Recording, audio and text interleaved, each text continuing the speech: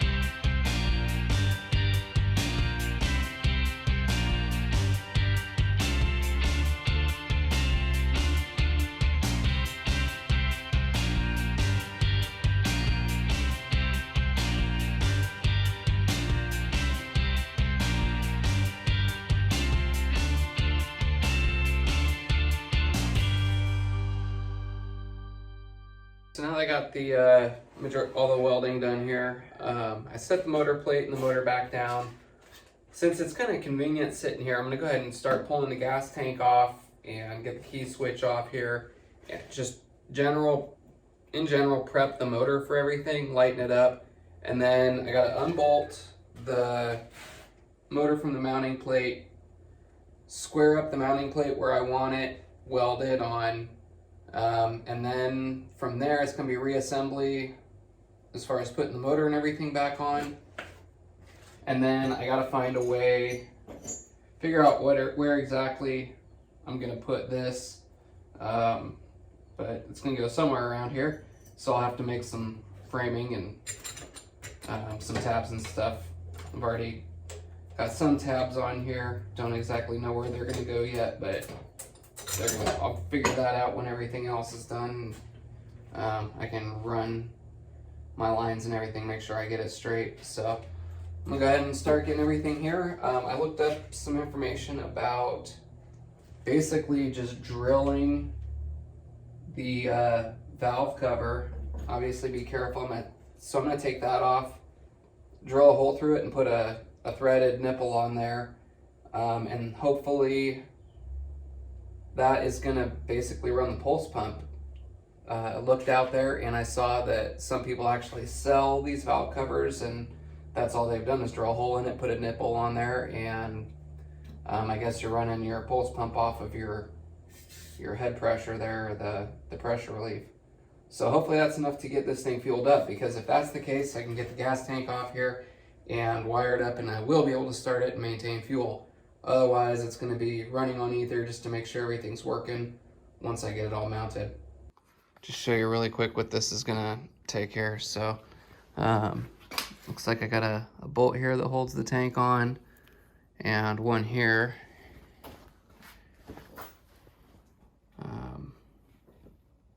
And another one that I don't think I'm going to get, oh yeah, right there.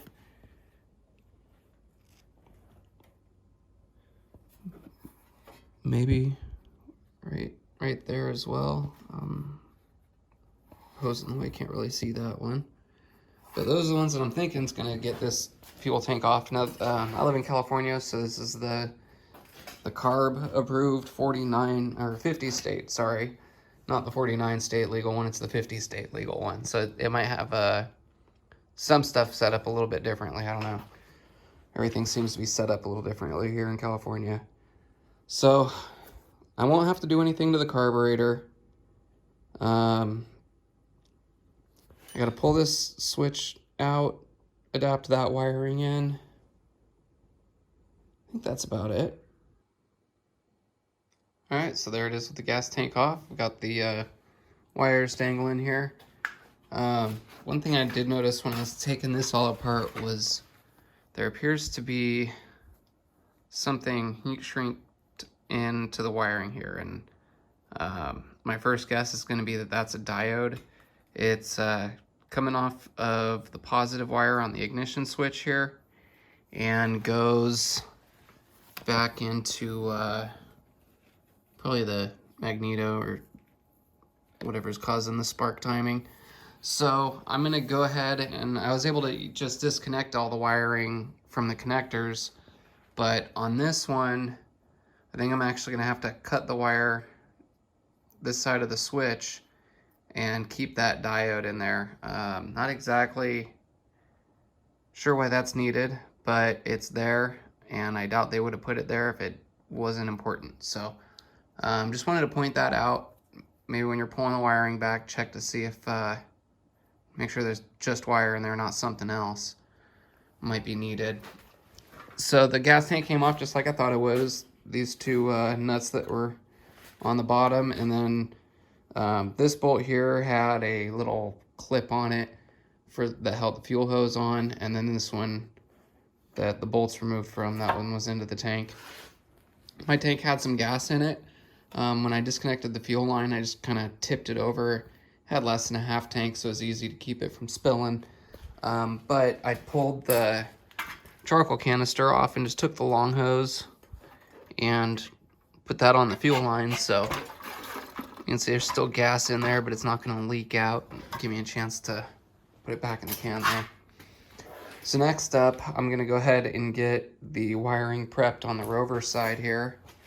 I got to take the voltage regulator, the starter solenoid, ignition coil. That's all going to come off and figure out what wiring I'll be left with after I get everything disconnected. So I'm going to work on that now and see you in a few. Taillights. We got black and yellow with the black stripe. Yellow with the black stripe's the positive coming from the switch. Black is chassis ground, just mount somewhere to, I'll probably end up mounting it to the motor or something when I swing that on in here. And we've got red, which is constantly hot. 12 volts positive right there. Green. Green is ground coming from the ignition switch when the ignition is in the on position. It does stay ground when you flick over to start. Only time it breaks ground is when you turn the key off. Then it's just not connected to anything. So we went over those. Here's our black battery cable connector. And then we've got brown and green and reddish, maybe? Let's see. Yeah, green and red. All right, so brown is gonna be 12 volts while the ignition's on. So this is your, all right, your ignition switch on. And then this green with the red stripe is ground, but only when the ignition is in the start position. So this is for your starter solenoid. And that is not how the other motor is wired. So I'll be able to use these two for the starter solenoid. I'll just have to pull the negative off of the where they just bolt it to the block for grounding and run it to the wire instead, because that's going to control turning the starter on and off, since this brown one here is always going to be hot when the ignition wire is on. Then red, I'm going to connect to the charging wire. I looked up the wire schematic on that motor. It does have a charging coil on it. So that diode's a rectifier diode. So I'm glad I decided to keep that on there. And then this, let's see, we got green. This is our ground coming from the ignition on. I'll probably have this go to a relay, because what I need is the exact opposite of this. I need something that goes to ground when I turn the ignition off, not when I turn it on. So I'm going to put this in a relay. That way the relay will take it off of ground when this has got ground. And then if this doesn't have ground, the relay goes back to its closed position, killing the motor. So this I'll use for the kill switch, but I'll have to use a relay. That sucks. And that's all the wiring I got left here. This red would normally go to the battery or the starter solenoid coming off the battery. I've just got to go into a fuse box. This black here is just grounded up there by the fuse box. That red,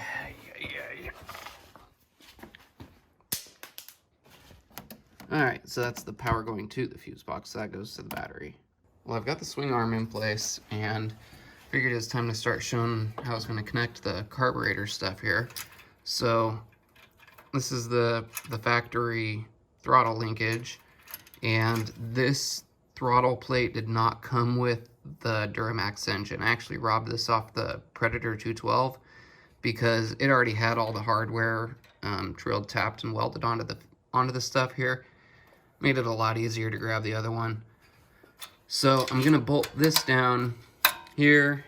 I'm gonna have to cut the end ball here off so that I can push the cable through the little hole. Let's see if I can get that. There it is, through the little hole there for the throttle. and then clamp that down. That'll fix the throttle pedal up. And then I'm gonna have to get some fuel lines. Here's the fuel line. That's where it needs to go, where the fuel line came out of the tank. So I'll either need to get a brass fitting to shove in there or a longer fuel line. All right, so I got a Predator 212 donation here, and I am gonna try to put a hole right here. I got everything I need to put that pulse pump fitting in. They sell a kit. I think it's only like 15 bucks. You can get one of these valve covers with the fitting already in there. I'm working with what I've got here. I've got a fitting that's 1/4 inch NPT into an adapter that takes it down to 1/8 inch NPT.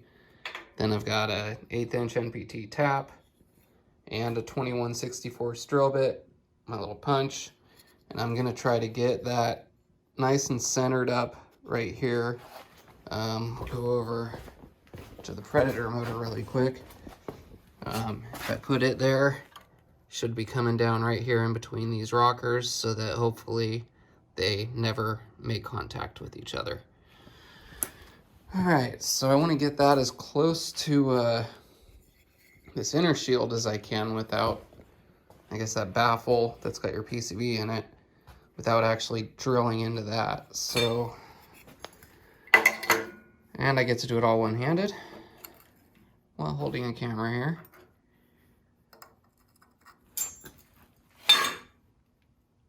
So I've got a little reference of some dirt collection going on. Does look like if I use that as a center line, I should be all right. So I'm gonna put my little pilot here.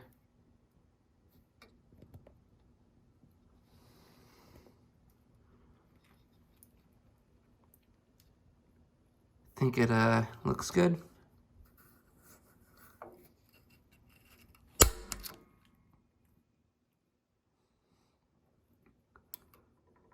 All right, keep the drill bit from wandering there.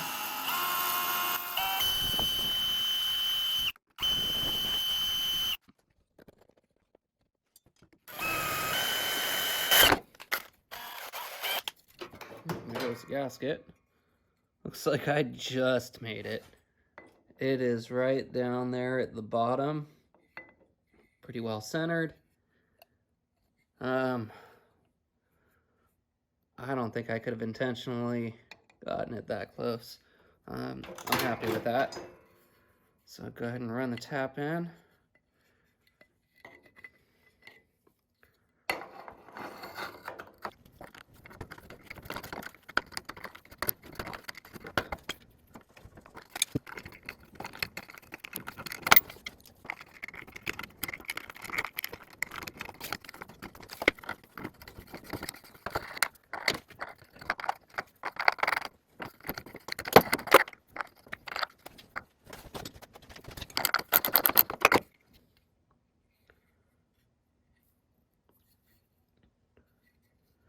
It's locked in there nice and tight. Doesn't even protrude in at all. I don't need to run it all the way through. Just as long as, let me go a little bit tighter.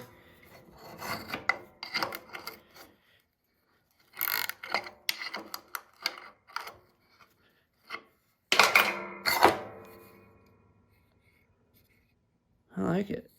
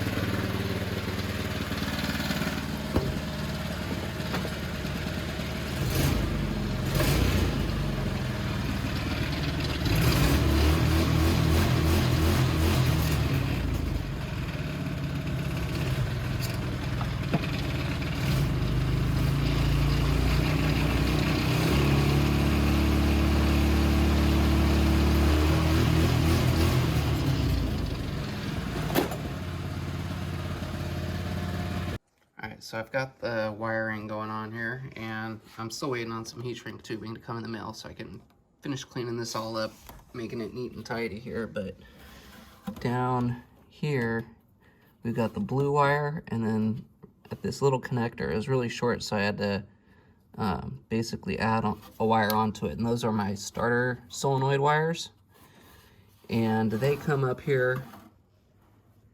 Let's see, we've got green with the red stripe going to the ground on the starter solenoid, and then we've got the brown going to the blue on the starter solenoid. So that's hooked up. This is a ground wire, and I just grounded it down to where the starter mounts.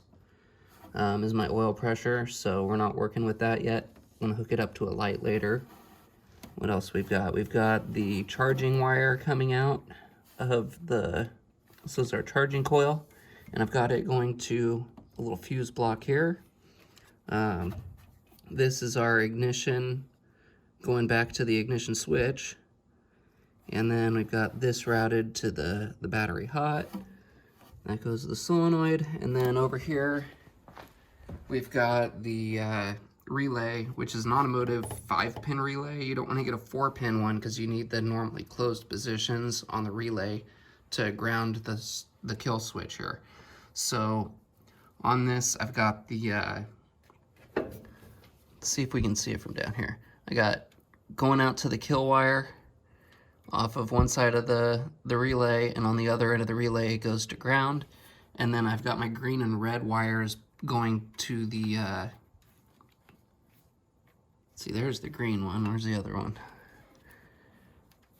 Well, it was green and red. Ah, here they are. So green and red, those go to the coil of the solenoid, and they turn on with the key.